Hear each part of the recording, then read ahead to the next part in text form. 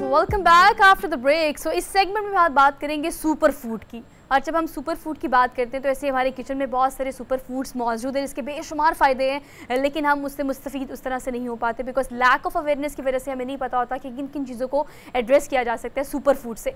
Super food में आज जिस चीज़ का हमने इंतखाब किया वो है लहसुन। देखने में बहुत छोटा और ज़ेर ज़मीन उगने वाला ये सुपर फूड जो है, आपको इसके क्या क्या फ़ायदे हो सकते हैं। लहसुन छोटा सा लेकिन आपकी कौन कौन सी बीमारियों को देख सकता है, आपकी सेहत को, क़ुव्वत मुदाफ़त को बढ़ाने के लिए इसके क्या किरदार हो सकता है, इस पर हम बात कर लेते हैं। और हकीम नियाज़ अहमद डियाल साहब हमारे साथ मौजूद है स्टूडियो में। माहिर तिब है, इनको आज के प्रोग्राम में खुशामदीद कहते हैं। अस्सलाम वालेकुम जी। वालेकुम अस्सलाम जी। हकीम साहब कहिएगा कि ये जो है लहसुन, इसके क्या क्या फ़ायदे हैं और हमें इसको इस्तेमाल किस तरह से करना चाहिए। बिस्मिल्लाहिर्रहमानिर्रहीम। जैसा कि आपने फरमाया कि लहसुन सुपर फूड है, कबल मसीह के ज़मानों में इसे फादर ऑफ मेडिसन कहा जाता था। इसमें इतने फ़वाइद हैं कि अगर हम उन्हीं को शुमार करें और उनके मद्देनज़र इसका इस्तेमाल करें तो हमारा जिस्म जो है वो बहुत से मूज़ी और मोहलक अमराज से महफूज रह सकता है। सही। इसका जो सबसे बड़ा फ़ायदा ये है कि ये एंटीऑक्सीडेंट है, एंटी इन्फ्लेमेटरी है, एंटी बैक्टीरियल है और एंटी फंगल है। हमारे जिस्म में जितनी इन्फेक्शंस होती हैं वो बैक्टीरियाज़ की हों, किसी वायरस की हों, या ये जो वबाई मामलात होते हैं, उस लिहाज से ये बेहतरीन एक रेमेडी है। ये हमारे जिस्म का जो दिफाई निज़ाम है, वो निज़ाम जो हमें मुख्तलिफ़ अमराज से महफूज रखता है, ये उसको मजबूत करता है। अब देखें कि जब तक हमारे जिस्म का दिफाई निज़ाम महफूज रहता है तो हम बीमारियों से भी महफूज रहते हैं।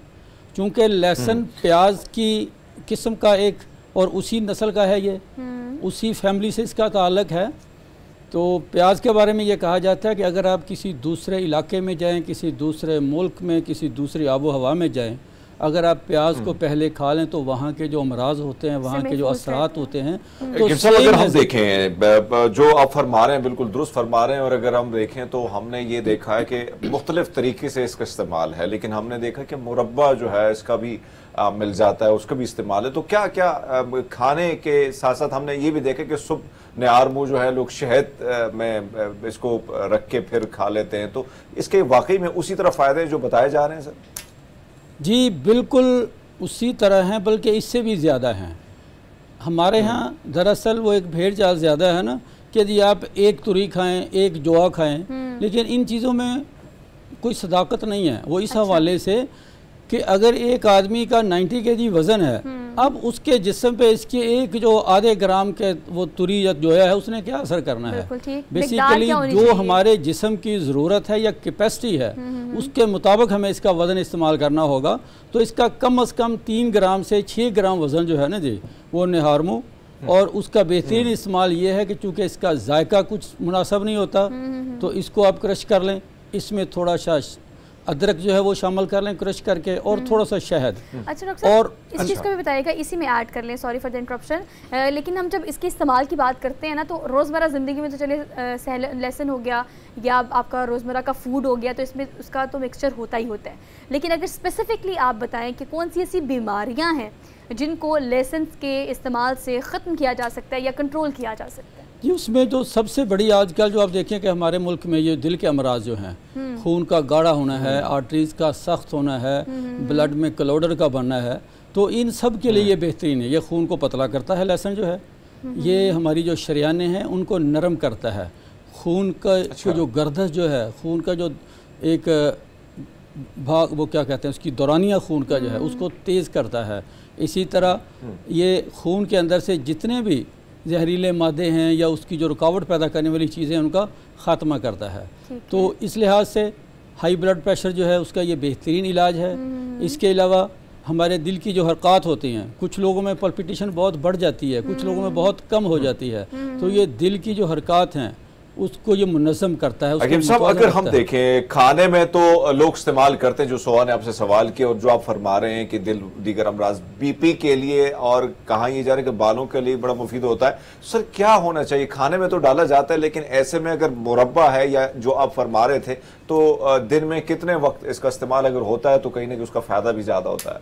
जी मैं वो बात कर रहा था कि अगर इसको 3 से 6 ग्राम लहसुन, इसमें थोड़ा सा अदरक, शहद और इसमें थोड़ा सा सेब का सिरका मिला के अगर इस्तेमाल किया जाए, चूँकि लहसुन में कॉपर भी होता है, आयोडीन भी होती है, जिंक भी होती है, इसमें फास्फोरस भी होती है, इसमें सेलेनियम भी होती है, इसमें कैल्शियम भी होता है, इसमें विटामिन सी भी होता है, इसमें थायामीन और नायासिन, ये वो तमाम अज्जा हैं जो हमारे जिस्म की ज़रूरत हैं।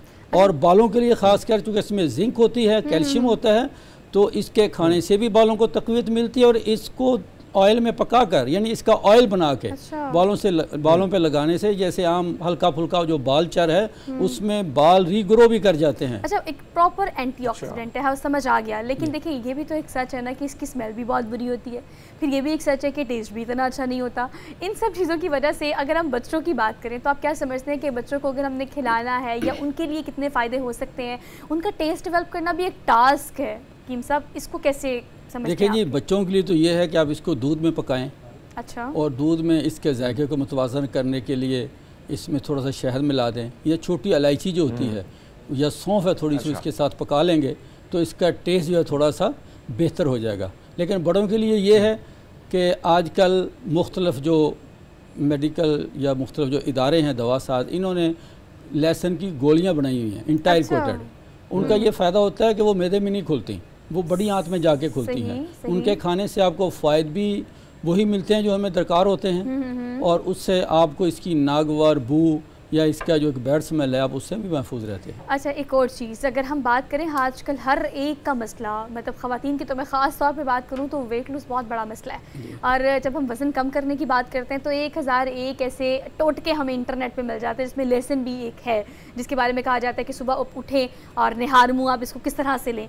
वज़न कम करने के लिए आप क्या समझते हैं कीम साहब कि अगर ख़वातीन ने इसको इस्तेमाल करना है तो किस एज ग्रुप को किस तरह से इसको इस्तेमाल करना चाहिए और ये कितना फ़ायदेमंद होता है वेट लॉस के लिए? देखिए, वेट लॉस के लिए ये जो हमारे जिस्म की इजाफी चर्बियाँ हैं, जैसा कि हमने कहा कि ये खून के अंदर से जो टॉक्सिन्स हैं या जो मादे हैं जो खून को गाढ़ा करने वाली चीज़ें हैं, बेसिकली तो इजाफी चर्बी होती है, तो ये इसको ये ख़त्म करता है लहसुन जो है। इसी तरह ट्राइसाइड जो होते हैं बेसिकली अक्सर मोटापे का बायस वो बनते हैं, तो ये चर्बी को पिघला के भी इसका अखराज ये करता है। तो उसके लिए बेहतरीन इसका इस्तेमाल वही है कि निहार मुँह आप इसको अदरक में और इसके साथ आप दूसरा शहद और सेब का सिरका मिला के इसका इस्तेमाल करें तो उससे। लेकिन इसमें आपके वेट और आपकी एज की बात है, अगर तो टीनेजर लोग हैं तो मेरा ख्याल है उनको तो इस तरह का इस्तेमाल नहीं करना चाहिए, चूँकि मेडिसिनल है तो इसके नुकसान हो सकते हैं।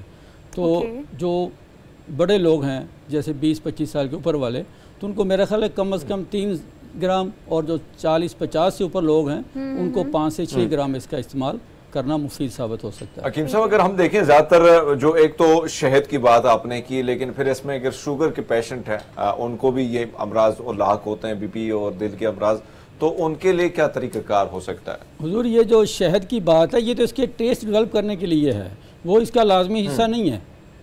अगर आपको शुगर है या अगर आप इसके उस बदजायके या बदमज़गी को आप बर्दाश्त कर सकते हो वो इस्तेमाल करें आप। बेसिकली वो जो शहद का इस्तेमाल है वो तो इसके टेस्ट को डेवलप करने की बात है ताकि आप आसानी से खा सकें, उसमें इसका लाजमी हिस्सा नहीं है ये। ठीक है। अच्छा कीम साहब, ये भी बताइएगा कि अगर हम बात करें हर एक सुपर फूड की तो उसका एक इस्तेमाल तो खाने का होता है जो कि आप खाने से बड़े मुस्तफ़ीद होते हैं और अच्छा आपको फ़वाइद मिलते हैं, लेकिन कुछ इस्तेमाल आपके घर के चीज़ों के लिए भी होते हैं।